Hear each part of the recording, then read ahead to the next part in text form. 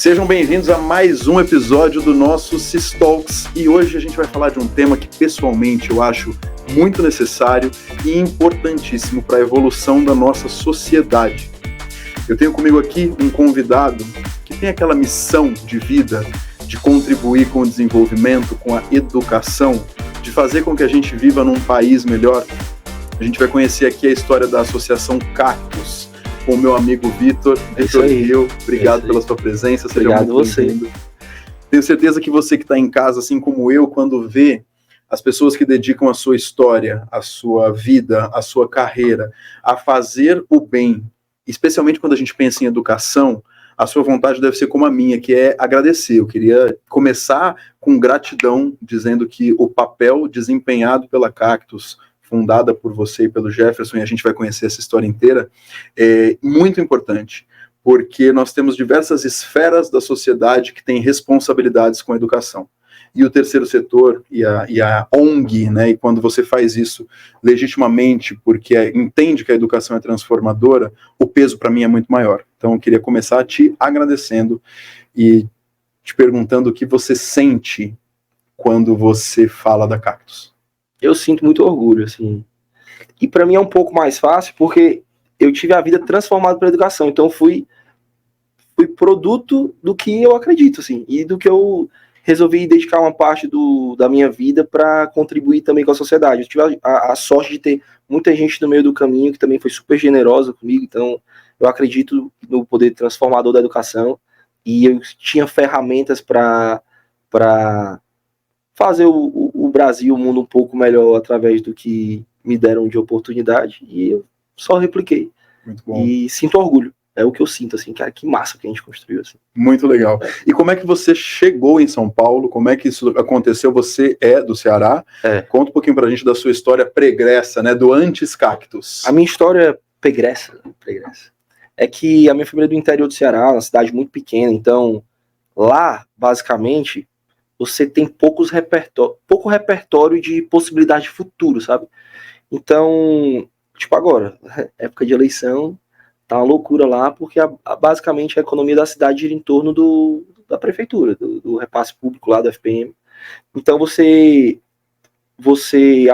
ou alguém da sua família precisa ter um emprego ali público para conseguir se manter. Esse é a média, o padrão de lá.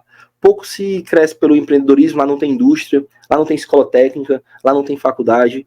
Então, de um tempo para cá, na realidade, cidades vizinhas passaram a ter escolas técnicas e faculdades, e aí existe um ônibus da prefeitura que vai deixar os alunos da cidade nessas cidades que tem a escola técnica e a faculdade. Hoje já existe, antigamente, quando eu era bem criança, não tinha. E lá, por ter poucas perspectivas assim, as pessoas não fazem coisas tão diferentes. Então, o cara termina o terceiro ano do ensino médio e por ali fica. E poucas pessoas vão fazer faculdade assim e vão atrás de uma carreira. A economia local muito pequena, assim, a renda média muito baixa. E eu tive sorte. Por quê? A minha mãe, ela estudou na escola pública em Capistrano, só que ela foi para Fortaleza fazer pedagogia na Universidade Estadual do Ceará. Então já é um passo, assim, você ir pra Fortaleza, que o mundo é maior, tem mais informação, você passa, tem avenida, tem praia, tem prédio. Tem... E pedagogia, né? A educação já estava ali, né? De alguma forma... Tem total a ver isso aí. Aí depois que ela fez pedagogia, ela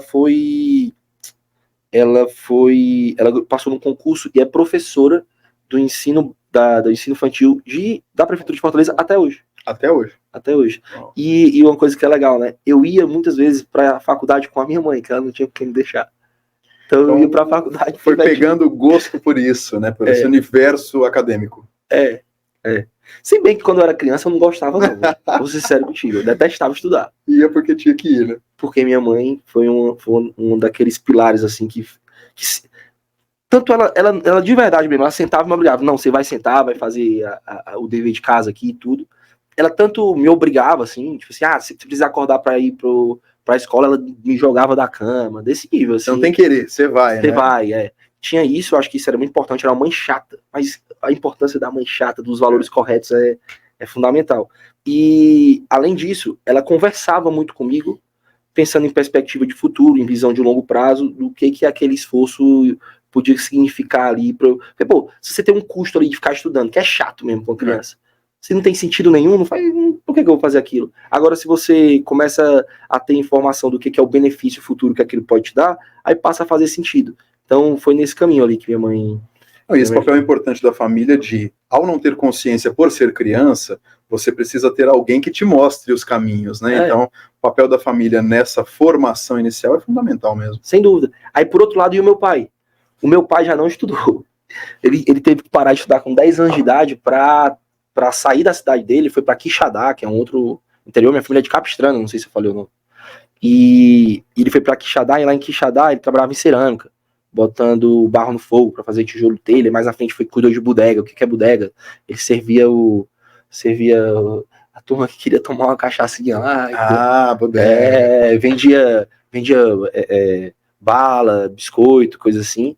E o irmão da minha mãe conseguiu um emprego para ele em Fortaleza. Tempo depois, ele foi para Fortaleza e trabalhou numa distribuidora de alimentos. Então, meu pai foi comerciante. Aí despertou a minha vontade, quando criança, de ser comerciante. E conhecia o dono da distribuidora e conhecendo o cara, era um cara que tinha um padrão de vida melhor que o nosso, aí era um cara que era respeitado. Eu falei assim, pô, eu quero ser igual a esse cara. E mais na frente eu conheci a história de outros empreendedores. Então, criança também que já também descobri que queria ser empresário. E minha mãe sendo professora, fala, quer ser empresário, estudar é um caminho. Foi nessa linha. Ou seja, cruzou ali a experiência e o exemplo do pai com a persistência da mãe. Exatamente. E deu certo. Estamos batalhando, né? Tá aí. É um crescimento contínuo, assim. Não sinto, deu certo. Acho que eu tenho tantos sonhos e uma ambição, assim, de fazer coisas relevantes que, quando você compara na média, acho que eu já sou muito realizado, assim, em algumas frentes, mas tem tanta coisa para fazer, né? Então, o deu certo, ele está dando certo. Está dando. Você veio para São Paulo para estudar. Exatamente. Ganhei uma bolsa de estudos no INSPER, aí vim em 2015 para 2016. Ganhou como? Então, tem a ver com o que eu estava te falando também, que eu não gostava de estudar, só que eu ganhei... minha mãe me falou sobre a importância de eu fazer colégio militar de Fortaleza, que embora ela não conseguisse pagar um colégio privado para mim lá, se eu fizesse colégio militar, ela dizia que eu ia estar num ambiente de gente boa e tudo mais, e aí existe um processo seletivo pro colégio militar. Eu não passei de primeira, eu tive que fazer 2 vezes, aí fiz a 5ª série, repeti a 5ª série, porque lá só entrava na 5ª série, eu não passei no processo seletivo no ano anterior, e lá tinha o pessoal que estava fazendo Olimpíadas Científicas, a Olimpíada Brasileira de Matemática das Escolas Públicas. Estava na 2ª ou 3ª edição, o ano era 2007, e eu fui medalhista de ouro, primeira vez que eu fiz. Isso porque não gostava de estudar, hein? Medalhista de ouro na Olimpíada de Matemática. Eu falo que eu não gostava de estudar, porque eu realmente não gostava, mas eu sempre fui comprado pelo desafio, assim. Então minha mãe, como eu queria ser alguém na vida, e os meus tios, por exemplo, sempre reclamavam que devia ter estudado mais, eu falei, pô, se esses velhos estão falando aí que... Melhor estudar, pra depois eu não reclamar. Ficar reclamando igual esses caras aí. Aí, eu estudava por aquele desafio que minha mãe me vendeu, da importância de eu entrar no colégio militar para eu conseguir ser alguém na vida. E quando eu entrei no colégio militar, tinha essa questão das Olimpíadas, fiz bastante Olimpíadas, aí ganhei bolsa de estudo numa escola privada em Fortaleza, para fazer ensino médio, chama Farias Brito lá. E lá tem uma turma preparatória pro ITA, com uma cultura de alta performance, assim. Aí eu não passei no ITA, aí fui pro cursinho, aí no cursinho eu descobri o INSPER. Aí eu apliquei pro INSPER e ganhei bolsa mais na frente. Bom, nesse 2015 para 2016, então, você vem para São Paulo, começa a estudar no INSPER e dali surgem os primeiros sinais do que hoje a gente vai conhecer como Cactus. Foi bem no começo mesmo. Como que isso aconteceu? Como que isso aconteceu, né? Aconteceu porque, primeiro que eu tava maravilhado quando eu entrei no INSPER. Eu não sei se todo mundo conhece o INSPER. Eu sou apaixonado pelaquela instituição. Acho que mudou minha vida, assim. Consegue, de fato, passar mais do que conhecimento técnico, valores sólidos, assim, para construir coisas relevantes, acho que em diferentes setores, assim. Então, quando eu cheguei no INSPER, eu tava, de fato, caramba, que espaço é esse aqui? Olha que infraestrutura e olha que privilégio estar aqui. Então, muita gente que me inspirava, eu comecei a ver no corredor. Falei, caramba, olha isso aqui, que massa. Aí comecei a conhecer algumas pessoas, assim. Comecei a dar aula particular, comecei a ganhar um dinheirinho. E eu lembro que teve o primeiro encontro dos bolsistas do INSPER. E lá eu conheci o Marcos Lisboa e o Cláudio Haddad, né? E o INSPER sempre teve uma cultura muito forte, principalmente com os bolsistas, de tipo, aproveita essa oportunidade que você tem, prospera, mas não esquece de retribuir para a sociedade mais na frente. E enquanto eu tava vendo aquele ambiente do INSPER, maravilhado, o olho brilhava, tudo, eu ficava pensando na minha irmã na escola pública, em Fortaleza, né? Mais nova que você. Mais nova, sou mais velho dos meus irmãos. E os meus primos no interior, tem um Léo, um primo meu lá no interior, né? Eu lembro que a gente cresceu junto e tudo. Eu acho que o Léo não fez faculdade, ficou lá em Capistrano, entendeu? Eu falei, cara, que privilégio que eu tenho aqui, mas por que essa turma não tá aqui, sabe? Por que não estão enxergando o que eu tô enxergando com as informações que eu tive acesso, sabe? Sim. Então fiquei muito naquele negócio de, acho que mais pessoas poderiam estar aqui. Acho que o Brasil poderia ser melhor se as oportunidades fossem iguais. Foi meio nesse sentimento que surgiu a vontade de fazer alguma coisa, e a vontade de fazer alguma coisa eu pensei primeiro no meu município, que é Capistrano. Então peguei um avião, logo no meu começo de faculdade, voltei para Capistrano, aí eu passei nas 12 escolas públicas de lá, e qual era o meu intuito, né, Cris? Era assim, ó, cara, lá nunca teve um medalhista em Olimpíada, e eu mandei bem, relativamente bem nas Olimpíadas, em várias Olimpíadas que eu fiz. Se eu contar que a Olimpíada foi importante para mim, que eu ganhei bolsa de estudo, e que hoje eu estudo nessa baita sala de aula aqui, com boas perspectivas futuras, Sim. eu acho que eu consigo inspirar algumas pessoas para fazer algo parecido. E fiz minha parte. Era meio nessa linha, sabe? E quando eu fui fazer isso, eu fui entender um pouco dos desafios da escola pública. Que são muitos. São muitos, mas se a gente fosse se listar aqui, possivelmente, pessoal, nós passaremos uns 4 ou 5 episódios inteiros e não acabaria, né? E aí, antes de você entrar nos desafios e nesse nascimento, eu queria te fazer uma pergunta. Quando você recebeu a notícia de que a bolsa é sua, passou... Eu lembro exatamente o momento. Agora, então, eu queria saber o que você sentiu, porque provavelmente ao receber essa notícia, você não pensou, vou criar uma associação. Não, você deve ter pensado em um milhão de outras coisas. O que passou pela sua cabeça? Rapaz, eu acho que foi uma sensação de alívio. Alívio? Alívio. Sabe que o cara no vestibular esperando É verdade. Acho que foi um alívio imediato, assim, porque eu tava tão apaixonado pelo INSPER. Eu conheci o INSPER por um cara que estudava comigo nessa turma preparatória pro ITA e pro IME, que tinha lá no colégio.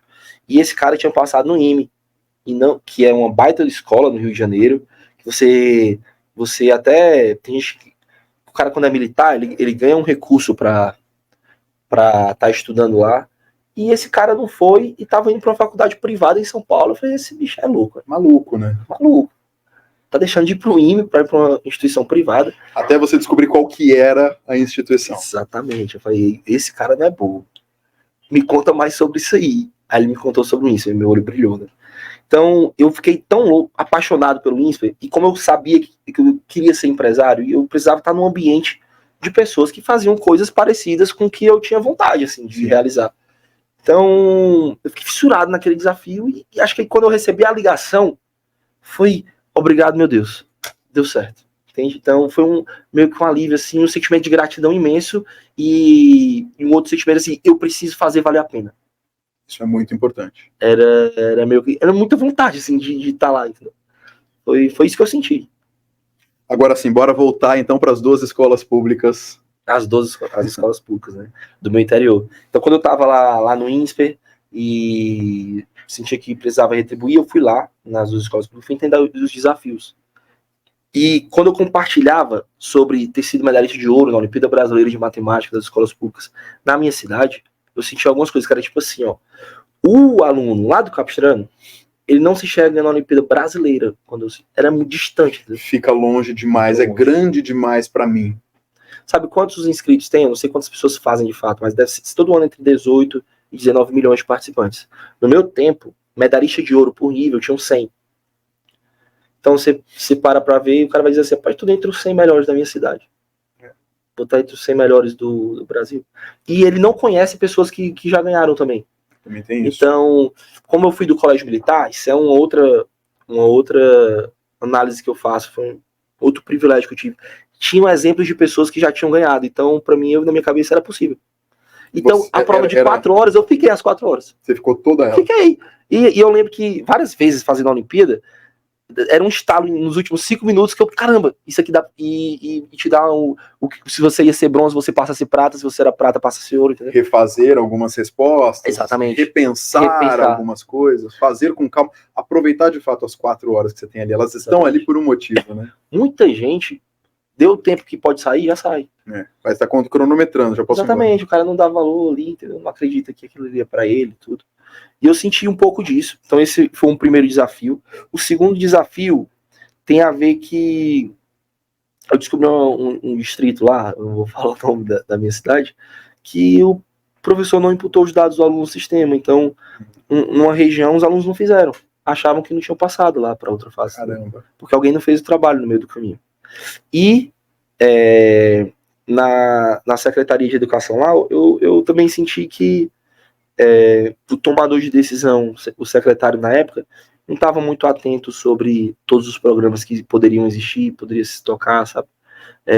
Sobre até o calendário letivo. Acho que a equipe técnica tocava mais assim. Eu fui entender que algumas decisões são políticas, assim, Sim. secretários. Além de todas as questões educacionais, todas as questões regionais, você tem a parte da gestão, que também era deficitária.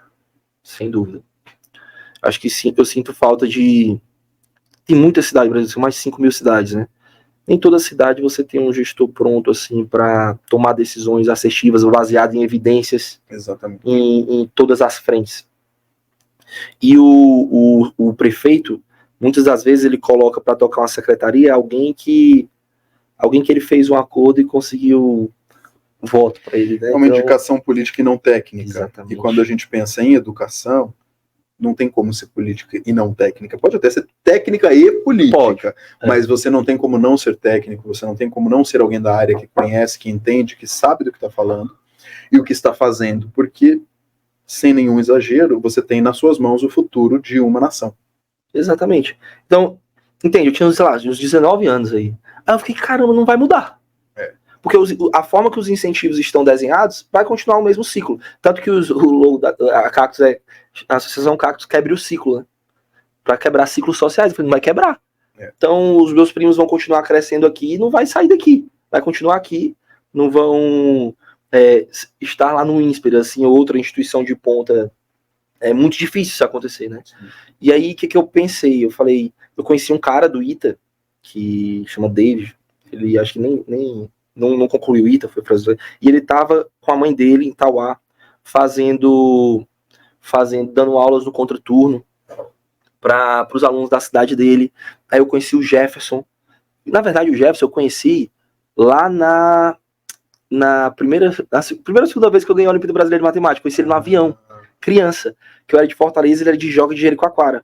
E aí, eu fui colega dele, mais na frente ele ganhou bolsa no Aritsá, que é um outro escola de Fortaleza, o Arito Farias Brito, a gente se via nas provas de Olimpíada, e reencontrei esse cara no INSPER. O Jefferson que o Vitor está falando aqui pra gente é o Jefferson Viana, que é o cofundador da Associação Cactus com o Vitor, hoje é o presidente da associação, e o Vitor é o presidente do conselho da Cactus. Isso. Então é esse o Jefferson, um abraço pro Jefferson, inclusive. Valeu, Jefferson. Aí eu vi o Jefferson no INSPER, aí eu falei, cara, bora fazer alguma coisa para ajudar a nossa cidade, assim. E aí a gente fez uma Olimpíada, que ao invés do cara competir com o Brasil todo, ele competia só no município. Aí eu lembro que eu falei com o padre da cidade, pedi o salão paroquial emprestado pra gente fazer a cerimônia lá. E falei com o prefeito, o secretário, falei assim, abre a rede de escolas pra mim. A gente vai fazer uma prova aí, uma primeira, segunda fase. Vai dar um material para os alunos se prepararem. E a gente quer premiar essa turma.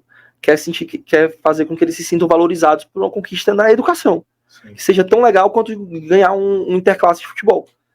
E depois disso, a gente fez uma cerimônia de premiação, a turma entregou medalha, que na minha época eu recebi medalha do presidente da República.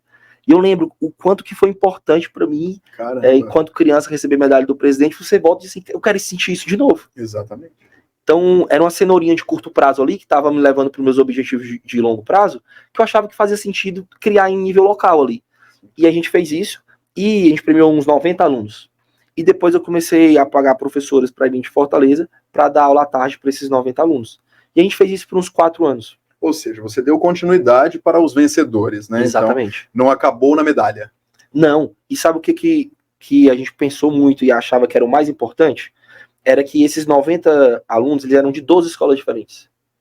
E eu sempre fui um cara que acreditei muito na importância do ambiente certo, sabe?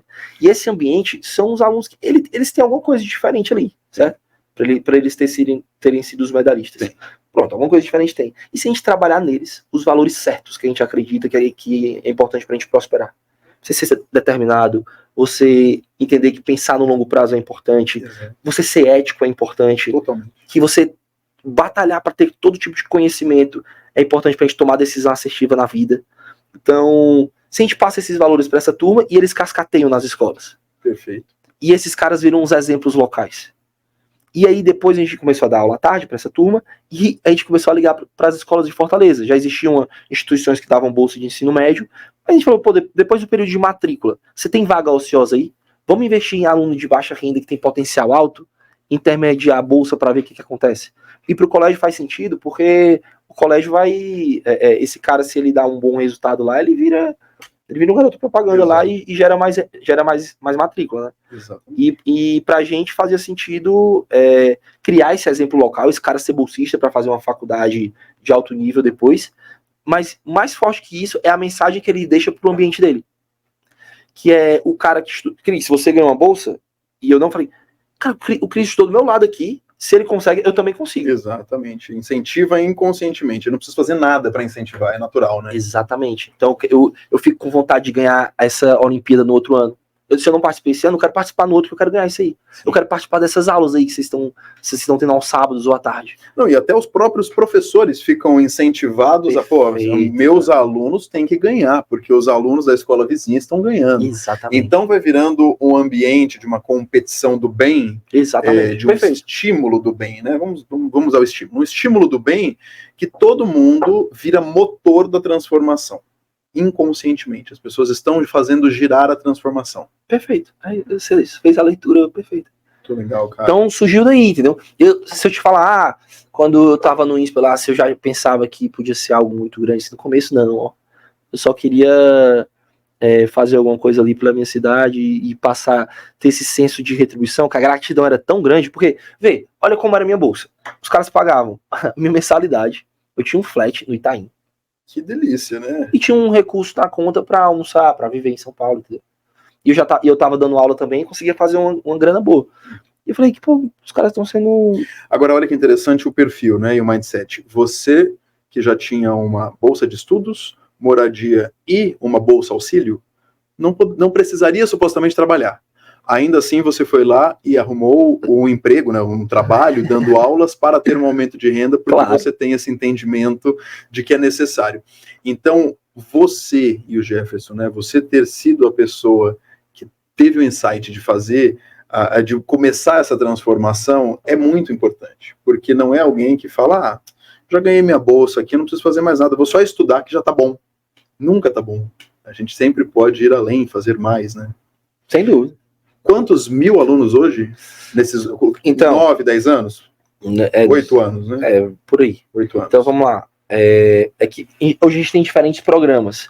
A gente tem um programa que é de cidades parceiras, que a Olimpíada Cactus está participando 87 mil alunos, eu acho, esse ano. 87 mil? Dessa Olimpíada Cactus com cidades parceiras, a gente tem 45 cidades parceiras hoje. Bem legal. Até diminuiu o número de cidades. E a gente tem um outro produto que chama Maratona Tech.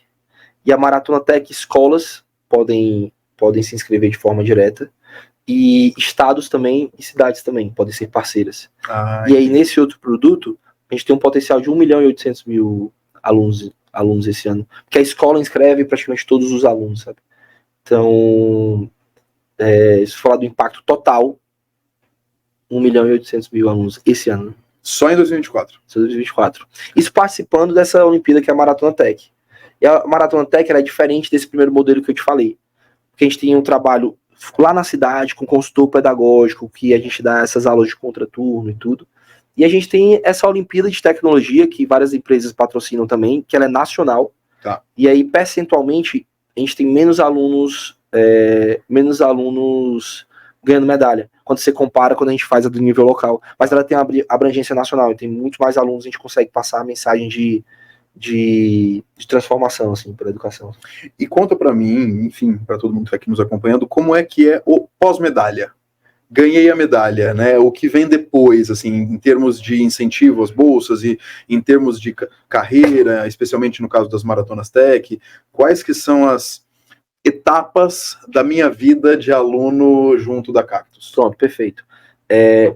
Existem algumas possibilidades. Uma é que, se eu estou na minha cidade lá, eu estou me destacando, eu posso concorrer a uma bolsa de estudo numa escola, numa instituição privada. E aí eu posso ir ou não, entendeu? Sim. E aí eu posso ir ou não. E aí tem gente que não vai. Isso existe.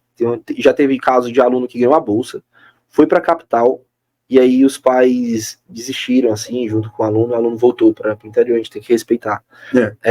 Então pode ganhar a bolsa de ensino médio ou curso de formação profissional. Legal. Para o cara do ensino médio de tecnologia, assim. Eu não tenho exato, assim, mas deve ser algo em torno de 600 bolsas por ano, assim, de formação profissional. E como a gente tem as empresas que patrocinam, boa parte delas, elas abrem para pro jovem fazer os primeiros passos no mercado profissional também. Então ali um programa de estágios, programa de trainee. A gente tem um parceiro que chama Movimento Tech, que fez, inclusive, agora um produto que é Jovem Aprendiz Tech. Que é o cara, até enquanto ele está no ensino médio, ele pode dedicar uma parte do tempo dele para trabalhar como aprendiz. Isso existe também. Muito show. E agora, imagino que isso quando começou ali em 2016, você, o Jefferson, isso foi crescendo, porque para você atuar em quantas? 48 cidades? 45 cidades. 45 cidades. Aí tem 8 estados parceiros. É porque as redes são diferentes. Ó. No geral, no Brasil, isso não é regra, mas devia ser. Tá. Até o ensino fundamental, anos finais, que é o ensino fundamental 2, que é até o 9º ano antes do ensino médio, certo. A gestão, em geral, é dos municípios. Tá. O ensino médio, em geral, a gestão é do Estado. Aqui em São Paulo, por exemplo, o Estado faz a gestão do ensino médio e de algumas escolas de ensino fundamental também. Isso. Mas no Ceará, não. No Ceará, para te dar um outro exemplo, de ensino fundamental até anos finais, todo ensino fundamental é município. Ensino médio, só Estado.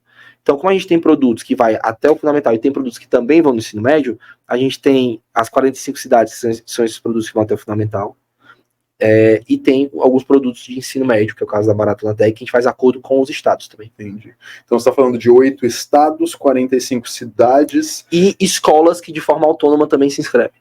Escolas que de forma autônoma também se inscrevem. Quando a gente olha para essa população, você falou 1,8 milhões, vamos arredondar com todos os envolvidos, né? O poder público, estou falando de 2 milhões de pessoas envolvidas de alguma forma nisso apenas em 2024. Isso é maior do que muitos países. Isso aí é bastante. Vou voltar naquele menino ainda de 18, 19 anos que recebeu a notícia. Você imaginava impactar tantas pessoas com a sua atuação? Não. Mas no meio do caminho você começa a ver que é possível, aí você começa a querer, entendeu? É que na verdade depois que você está ali no meio do caminho, você vai, né? Você não consegue muito pensar no que está acontecendo, você está fazendo de um jeito orgânico, né? É que no comecinho não, entende? Que quando é que acontecem coisas no meio do caminho, mais gente vai juntando. Sim. Isso até é um negócio que eu sempre gosto de falar. A Cactus, eu sinto que muita gente, tem gente que fundou coisas lá na Cactus, produtos da Cactus, por exemplo, as maratonas, não fui eu nem que pensei nelas. Foram pessoas que estavam fazendo. Que criaram ali naquele momento. Que estavam fazendo parte da instituição e criaram, entendeu? Tem parceiros que chegam e pensam em ideias e tocam um negócio, aí você, caramba, eu não tinha pensado nisso. E aí o cara chega, eu conheço secretaria tal, a gente pode ir lá e abre a porta. Caramba, olha o tanto de aluno que começou a atuar junto depois dessa porta que foi aberta, entendeu? Então, pra te falar, você me perguntou se desde o começo eu pensava, eu imaginava isso, né?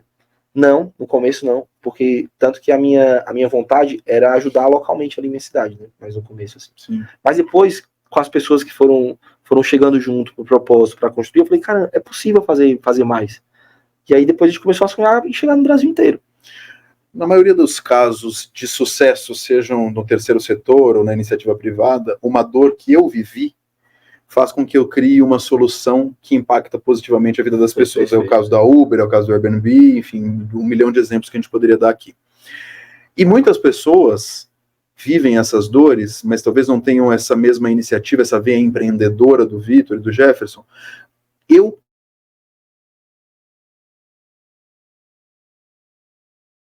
quero apoiar a Cactus. Quais são as muitas possibilidades que eu tenho?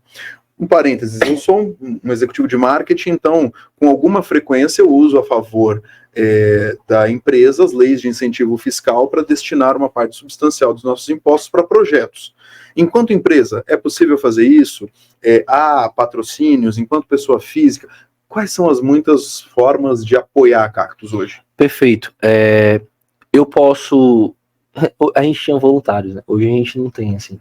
Mas a gente tem empresas que prestam serviço pro bono. Tá. Então, hoje todo o time administrativo da Cactus é time contratado. Mas eu posso ter, por exemplo, um escritório de advocacia que pega uma frente lá de, sei lá, de contrato com as cidades e cuida disso, e cuida de diversas demandas. Legal. Eu tenho, por exemplo, a companhia aérea Gol, que disponibiliza as passagens aéreas. Então, uma das formas é serviço. E aí, dentro de todo o escopo de atuação da Cactus, tem muitas possibilidades que eu posso ajudar. Eu posso ajudar se eu for uma agência de marketing, eu posso também, certo? Não? Com certeza. Uma outra forma é doação direta. Então tem gente que pega, tira o dinheiro do bolso e fala assim, ó, acredito nesse trabalho, vou fazer um pix aí pra vocês. Legal. Isso é uma outra forma. Um patrocinador, apoiador, um mantenedor. Mantenedor, exato. Então, de doação direta. E de um tempo pra cá, eu sempre fiquei pensando na sustentabilidade do que a gente criou, sabe? Eu sempre fiquei pensando quais são as formas mais fáceis, assim, da gente manter isso. E aí, dentro dessa linha, a gente pensou, alguns projetos que a gente faz, eu acho que eles podem ser incentivados via as leis de incentivo que existem. Então, eu consigo pegar uma parte do meu imposto de renda. Então, na lei da cultura até 4%, na lei do esporte até 2%, do fundo da criança e do adolescente até 1%, e posso destinar aos projetos que a Cactus tem. Legal. Então, e hoje já tem projetos inscritos tem. Que podem fazer essas captações. Temos. Muito legal. Temos. Então, a gente não tinha. Então, a gente já fazia os projetos. Só não estavam inscritos nos programas. Exatamente. Então você desenha um plano de trabalho, você tem a aprovação nos ministérios, e aí depois você está apto a captar quando as empresas... na realidade, para a empresa, não tem um custo adicional, né? Não. É um direcionamento de uma parte do imposto de renda. Se eu ia pagar 1.000, dos quais 4%, 400... 70 eu posso mandar para cá. É isso. Exatamente. É perfeito. É isso aí. Muito legal. Isso é uma outra forma. Eu acho que é um caminho mais sustentável. Porém, esse recurso, ele é travado dentro de um plano de trabalho. Sim. É importante também ter um recurso livre para, por exemplo, sei lá, alugar escritório, entendeu? Coisas assim. Muito legal. E eu sei que nós estamos agora... Esse episódio deve ir ao ar aqui em outubro, começo de outubro, então nós temos daqui a um mês e pouco um grande evento anual que a Cactus realiza aqui em São Paulo. Perfeito. É o jantar anual da Cactus, né? Para que ele serve?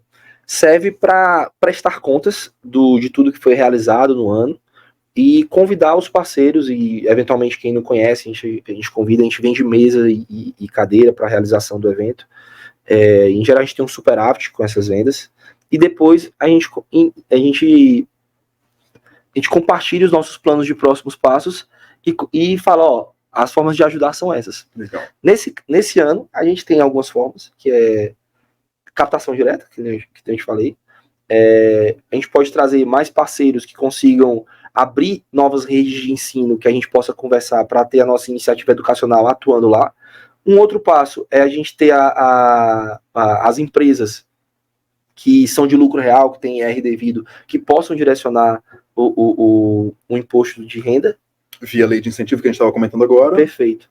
E uma coisa que a gente não tinha, mas que a gente fez um primeiro ciclo, foi de emenda parlamentar. Então a gente tem um deputado de São Paulo, a gente recebeu a emenda, e aí a gente prestou conta da emenda, eu falei, de repente é um caminho também, para a gente também, dentro de plano de trabalho, prestar nosso serviço nas escolas públicas e ter uma captação.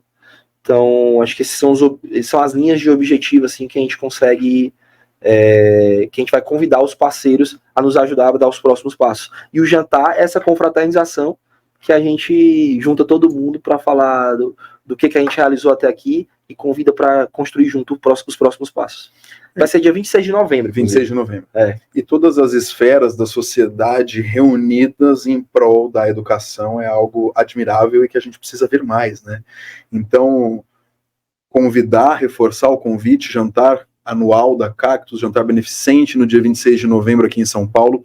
O que eu vou fazer para todo mundo? Eu vou deixar aqui um link e um QR Code que vocês podem escanear para ficarem já direcionados para o site onde vocês encontram todas as informações do jantar e também os convites disponíveis. Agora, eu posso, executivo, pessoa física, comprar uma cadeira para participar do jantar, 1, 2, quantas eu quiser. Só que eu, empresário, se eu quiser convidar o meu board, a minha diretoria, os meus clientes, se eu quiser comprar 5 mesas, eu também consigo tudo nesse mesmo link. Pode, perfeito, no mesmo link. E aí e tem gente que faz isso, inclusive. É uma oportunidade de networking, né? Porque você está de fato, incentivando positivamente e propositivamente o bem, é super ESG. Você tem esse momento descontraído fora da sala de trabalho com os seus parceiros de negócios, então, no fim do dia, todo mundo ganha, né? E é uma festa legal. Já teve gente, inclusive, que comprou, sei lá, 3 mesas e falou, pega uma mesa e convida as pessoas que vocês acham que são importantes para a instituição. Que legal, faz isso também. Muito legal, muito legal. E eu soube, porque, né, a gente que é jornalista pesquisa, eu sei que é divertido, tem grandes shows, teve famosos nas últimas edições, então quem participa pode se preparar que é sempre bom. Sempre tem coisa legal.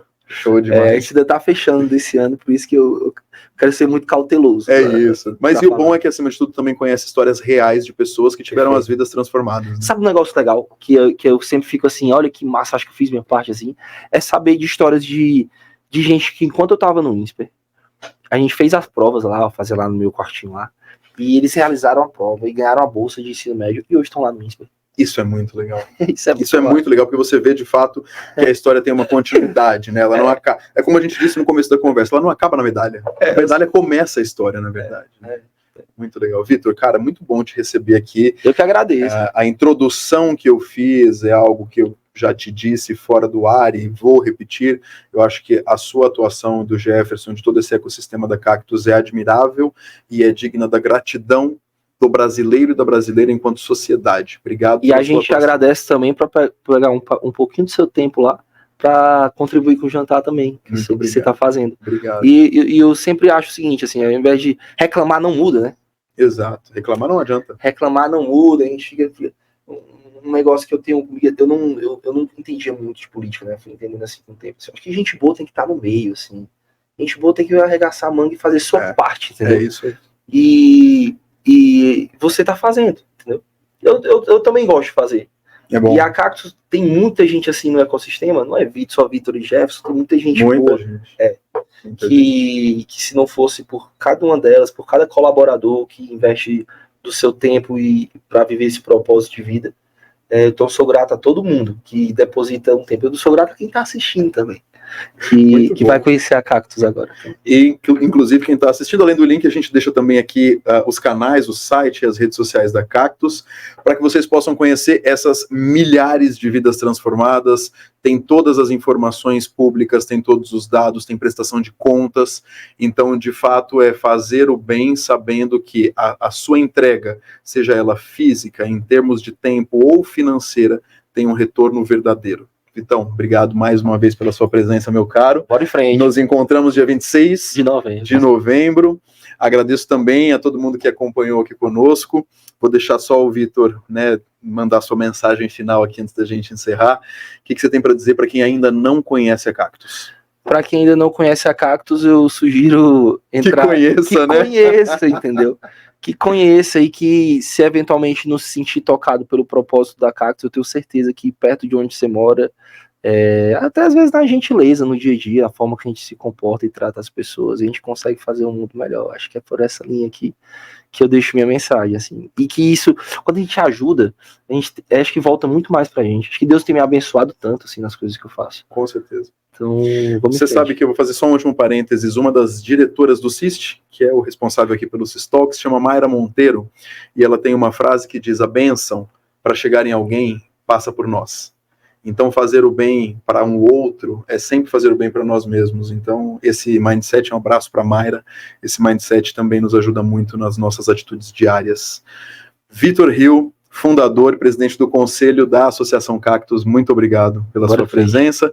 Obrigado a você também que nos acompanhou em mais esse episódio. Tem muitos CISTalks ainda nessa temporada. Vou deixar um outro QR Code aqui na tela, onde você encontra as informações e a comunidade completa do CIST, canais, redes sociais, conteúdos e tudo sobre o nosso grande evento internacional que acontece em dezembro. Então temos evento em novembro com a Cactus, evento em dezembro com o CIST, Expo CIST, edição especial de 10 anos. Espero você lá, 4 e 5 de dezembro. Até a próxima edição. Um abraço. Tchau, tchau.